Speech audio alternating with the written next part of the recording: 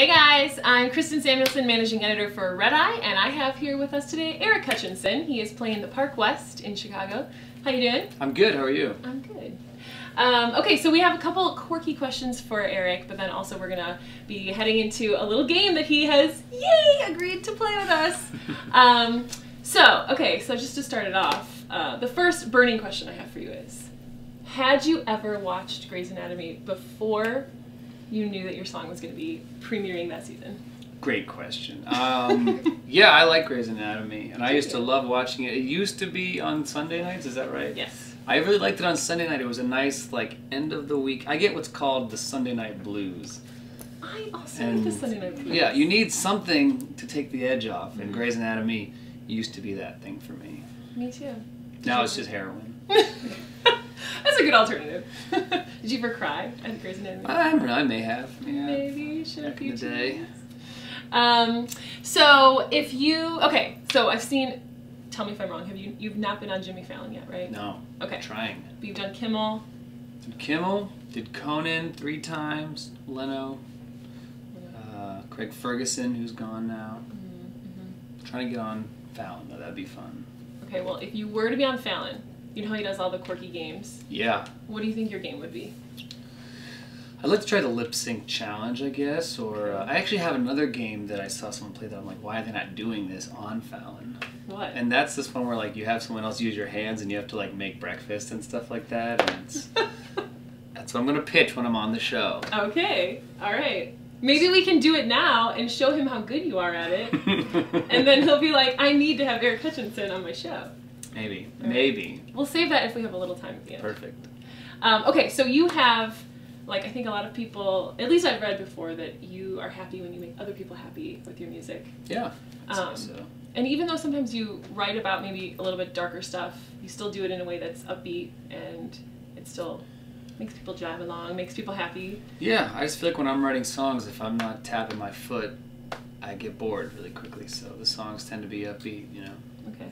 Where do you go to get your, like, happy place? Other than Grey's Anatomy. Yeah, I don't, food, some people would call me a foodie. I'm so much of a foodie, I don't even like that term, foodie. But I just spend a lot of time thinking about where I'm going to eat. I get most of my energy and my inspiration from food. Okay. Like, what's your favorite meal? I don't know, I often talk about what's like your execution meal, you know, like... Last Supper? Yeah, you're being executed. What's the last? They can make anything they want. I think I'd probably go with a Thanksgiving dinner. Oh. Just because you'd feel good and you'd want to die after you're finished eating, you know? Just like fall asleep forever. Yeah, or a huge Indian meal. Like a all-you-can-eat Indian buffet that afterwards I'm just like, bring it on. Kill me now.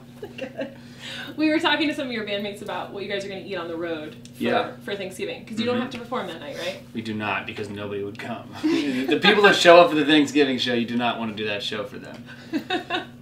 What are you guys going to eat for Thanksgiving dinner? I did a lot of research because it was hard because we're going to be sort of we're in no man's land, and the closest thing is Salt Lake City, so we're going to go there. And I found a place that supposedly does a pretty good dinner.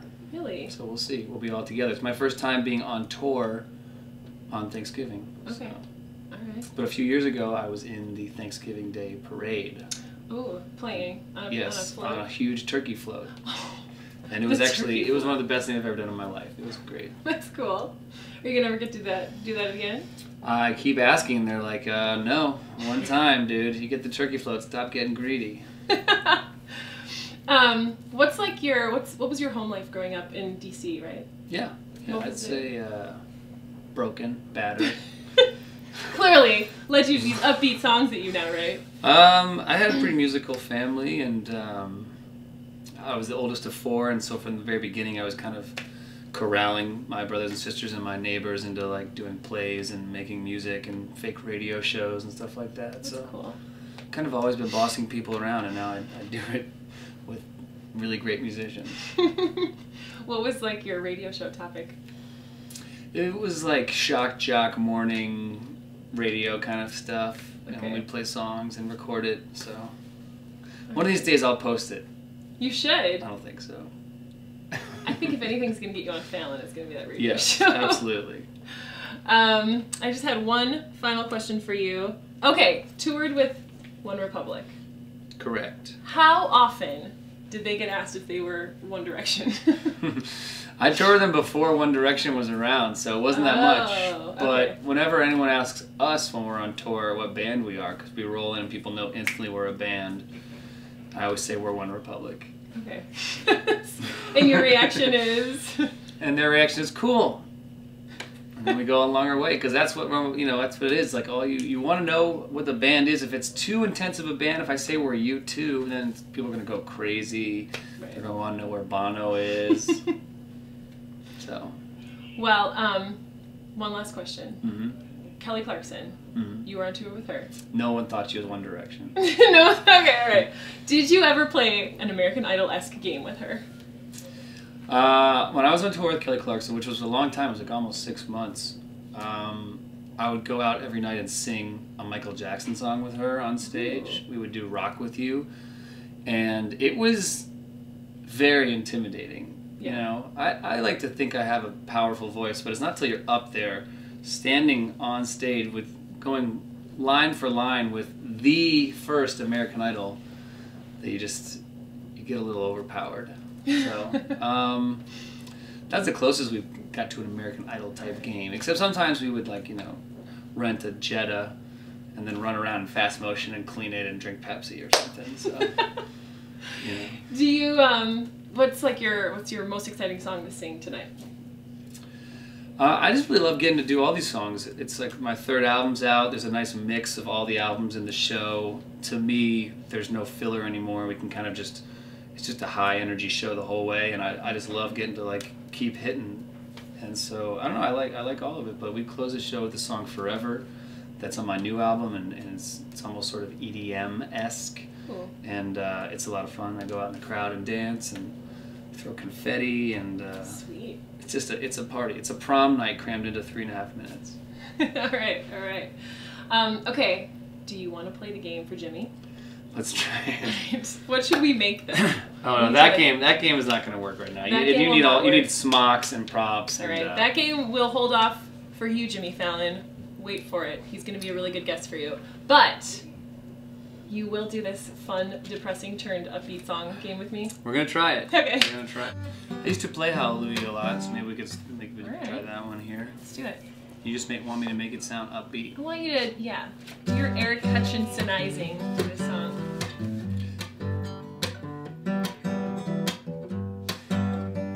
No pressure. I heard there was a secret chord that David played and it pleased the Lord. Oh, do ya? But it goes like this: to the fourth, the fifth, the minor fall and the major left. Baffled king composing hallelujah, hallelujah, hallelujah, hallelujah, hallelujah.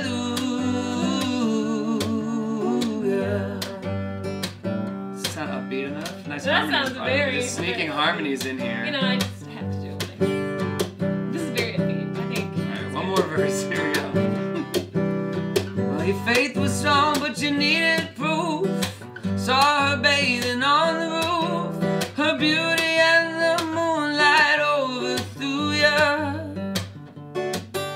She tied you to her kitchen chair. She broke your throne and she cut your hair. From your lips she drew the hallelujah, hallelujah, hallelujah, hallelujah, hallelujah.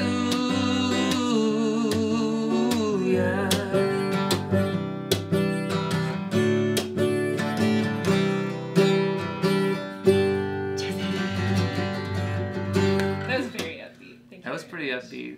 So you practiced all these harmonies today too? You just threw that in there. I just like harmonizing. Yeah. Good.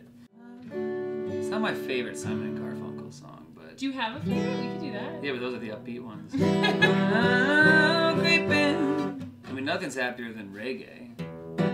Ooh, that could be good.